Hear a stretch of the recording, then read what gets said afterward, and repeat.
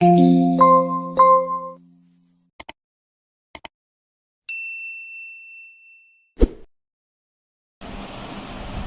दोस्तों, मैं रुपेश कुमार मिश्रा। इसके पहले वाले वीडियो में हमने आपको दिया था टॉपिक्स जो कि इलेक्ट्रोस्टैटिक्स का था और एक यूनिट एंड डायमेंशंस का। लेकिन आज जो हम टॉपिक देने जा रहे हैं वो आपका शॉर्ट ट्रिक्स है, बट न्यूमेरिकल्स दे रहे हैं कि रेसिस्टेंस बेस्ड न्यूमेरिकल्स। बहुत अच्छा ट्रिक्स है, बहुत मस्त ट्रिक है। अगर इसको आप देखिएगा तो जे मेंस में शॉर्ट ट्रिक से आप सॉल्व कर सकते हैं। रेसिस्टेंस बेस्ड का न्यूमेरिकल्स, जैसे कि हमने एक यहाँ पर क्वेश्चन लिखा हुआ है। पहला क्वेश्चन है, इसमें क्वेश्चन समझिए पहले कि ए वायर, देखो यहाँ पर, a wire of resistance 5 ohm is drawn so that its length is increased to twice its original length, calculate new resistance. इस टाइप का सवाल। इस टाइप का मतलब क्या हुआ? इस सवाल का मतलब, जैसे एक वायर है, ठीक है, इस वायर को पहले हम इसको एक शॉर्ट ट्रिक से आपको बताएंगे, उसके बाद इसको लॉन्ग मेथड से भी कर सकते हैं। एक वायर है, इस वायर का लेंथ कितना ले लेंगे? L। इस वायर का रेसिस्टेंस कितना है? तो यहाँ पर 5 ओम दिया हुआ है, ठीक है। उसके बाद इस वायर को इंक्रीज किया गया, टाना गया। तो जब इस वायर को हम टानेंगे तो इसका लेंथ क्या होगा? वो चेंज कर जाएगा। तो मान के चलते A डैश और ये B डैश, तो इसका लेंथ मान लीजिए आप कितना हो गया? ट्वाइस, दुगना लेंथ हो गया। यानी इनिशियल L था और फाइनल कितना हो जाएगा? 2L इसका। तो उस समय सेकेंड वाले वायर में रेसिस्टेंस भी चेंज हुआ होगा। तो रेसिस्टेंस हमको R2 का वैल्यू यहाँ पर निकालना है, ठीक है। क्वेश्चन हम फिर से एक बार समझाते हैं। रेसिस्टेंस दिया हुआ है 5 ओम, R1 वैल्यू 5 ओम, उसका लेंथ कितना होगा? L। इस वायर को जब एक्सटेंड किया गया, टाना गया, तो उसका लेंथ दुगना हो गया, यानी 2 टाइम्स 2L। तो जब भी अगर इस टाइप का न्यूमेरिकल्स रहता है कि अगर लेंथ में, इफ अगर आपका लेंथ में अगर चेंज रहे, लेंथ अगर चेंज करता है, जैसे कि इसमें लेंथ में अगर चेंज दिया हुआ है, जैसे हम बता रहे थे आपको कि अगर लेंथ में चेंज रहेगा तो उस समय रेसिस्टेंस क्या होगा? उसका एक शॉर्ट ट्रिक्स होता है। यहाँ पर हम ट्रिक्स भी लिखे हुए हैं, सिंपल ट्रिक्स है। Rn equal to n square R, यही मेन फॉर्मूला है आपके लिए, n स्क्वायर R। अब देखिए हम कैसे शॉर्ट ट्रिक्स में इसको सॉल्व करते हैं। हमको न्यू रेसिस्टेंस पूछा है, तो n का वैल्यू क्या लेंगे? जितना टाइम्स लेंथ बढ़ेगा, जितना टाइम्स, वही मेरा n का वैल्यू होगा, जितना टाइम्स। तो मान लीजिए यहाँ पर 2 टाइम्स है, तो भाई यहाँ पर n का वैल्यू हो गया 2 का स्क्वायर इंटू R, जो गिवन रेसिस्टेंस है, कितना है? 5 ओम। इसका मतलब 2 पे पावर 2, मतलब कितना हो? 2 दूनी 4 इंटू 5, कितना हो गया? 20 ओम आंसर। कितना इजी ट्रिक है। फिर से एक बार देखिए, कभी भी अगर आपके पास एक वायर है, उसका रेसिस्टेंस दिया हुआ है और उसमें लेंथ में अगर चेंज करता है, इंक्रीज होने के बाद 4 टाइम्स 3 टाइम्स 2 टाइम्स कुछ भी बढ़े, तो इसका मतलब है कि Rn equal to n square R। यही ट्रिक्स आप लगाइएगा।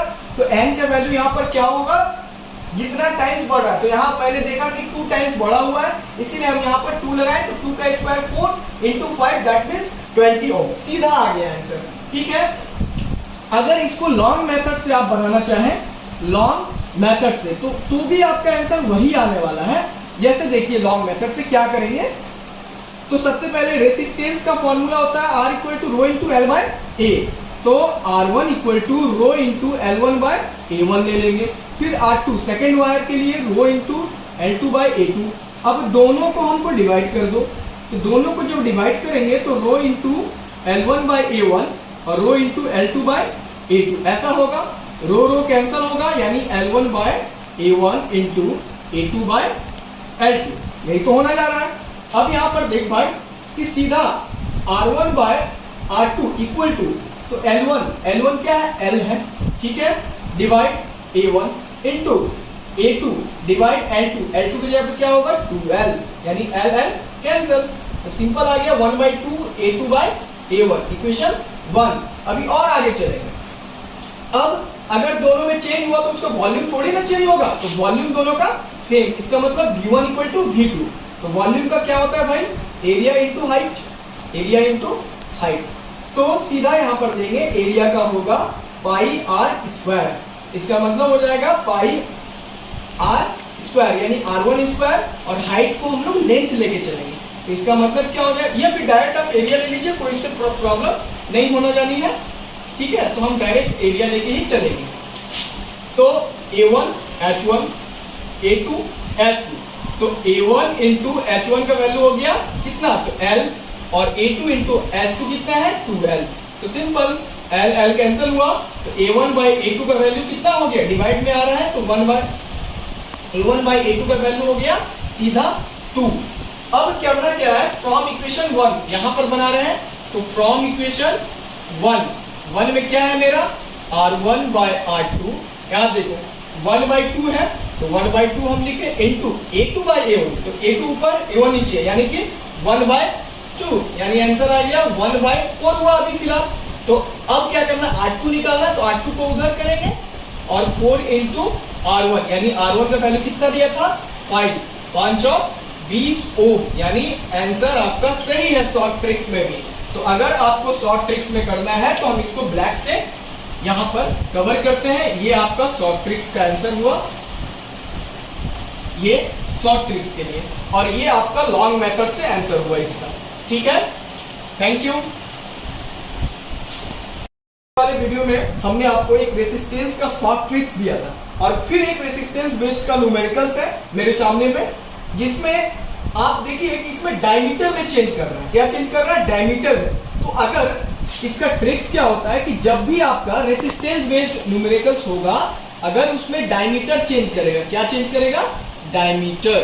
देखो हम यहां पर लिख भी रहे हैं कि अगर डायमीटर में चेंज रहा तो उस समय कभी भी न्यू रेसिस्टेंस निकालने का जो फॉर्मूला होता है वो शॉर्ट ट्रिक्स आपका यहां पर है, हम दे रहे हैं। तो R सीधा यहां लिखेंगे Rn इक्वल टू n के पावर 4 इंटू R, ये हुआ शॉर्ट ट्रिक्स। मतलब अगर डायमीटर में चेंज रहा तो वहां पर Rn इक्वल टू n के पावर 4 इंटू R, और अगर लेंथ में हुआ तो n के पावर 2 इंटू R। अब यहां ध्यान दो कि ये जो R है ये गिवन रेसिस्टेंस है, ये R का मतलब हो गया कि गिवन जो दिया हुआ रहेगा, गिवन रेसिस्टेंस, ठीक है। और n का जो वैल्यू है वो आप देखिए, तो n का वैल्यू है जितना चेंज, n का मतलब हो गया डायमीटर चेंज, डायमीटर चेंज, जितना डायमीटर चेंज होगा उसका रिवर्स या रिसिप्रोकल बोलेंगे, रिसिप्रोकल वैल्यू लेंगे। मतलब कैसे, अब यहां ध्यान दो, यहां पर a wire, a given wire of resistance R, resistance R दिया हुआ, stretch so as to reduce its diameter to half. मतलब यहां पर डायमीटर जो है वह हाफ हो गया। तो कभी भी अगर हाफ होगा तो उसका रिसिप्रोकल मतलब उल्टा कर देना है, रिसिप्रोकल कर देना है, उल्टा करना है वैल्यू, और ट्रिक पर बैठाना है। रिसिप्रोकल मतलब 2, तो हाफ रहेगा तो 2 लेंगे, और अगर 2 रहा तो हाफ लेके चलेंगे। इसका मतलब n का वैल्यू कितना हो गया 2। अब new resistance equal to n पे पावर 4 इंटू आर, तो n का वैल्यू हो गया 2, तो 2 पे पावर 4 इंटू आर, इसका मतलब दोनों 4 दूनी 8 दूनी 16, 16 आर, ये आपका आंसर आएगा 16 आर। मतलब कभी भी अगर मान लो यहाँ पर दिया हुआ है, अगर कोई वैल्यू दे दिया, रेसिस्टेंस का कोई वैल्यू दे दे कि भाई रेसिस्टेंस 5 ओम चेंज कर रहा है, कितना चेंज कर रहा है, तो 5 ओम। अगर हम यहाँ पर अगर वैल्यू दे दे, तो रेसिस्टेंस मान लो अगर 5 ओम है, तो उस समय डायमीटर जो है उसका हाफ हो गया, हाफ चेंज, तो हाफ तो हमको नहीं लेना है, उसके जगह पे हम लेंगे सीधा 2 रिसिप्रोकल। अब फॉर्मूला पे बैठा दो, आंसर फट से आएगा, n पे पावर 4 इंटू आर, यानी n कितना है तुम्हारा 2, n का वैल्यू कितना है 2, तो सीधा लेंगे 2 पे पावर 4 इंटू आर, रेसिस्टेंस कितना दे दिए हम 5, यानी 2 दूनी 4 दूनी 8 दूनी 16, तो 16 into 5 that means 80 ohm answer. ये आएगा आपका शॉर्ट ट्रिक्स पर आंसर। तो सीधा आप लोग को सीधा हम यहाँ पर शॉर्ट ट्रिक्स के बारे में यहाँ पर लिख देते हैं, ये देखिए, ये तो हमको लगता है कि आप लोग को जरूर समझ में आया होगा, ठीक है। इसीलिए इस तरह का वीडियोस आपको नेक्स्ट क्लास में और मिलेगा, नेक्स्ट पीरियड में भी मिलेगा, ठीक है, और बहुत सारा टॉपिक पर मिलेगा। Thank you. कितना होगा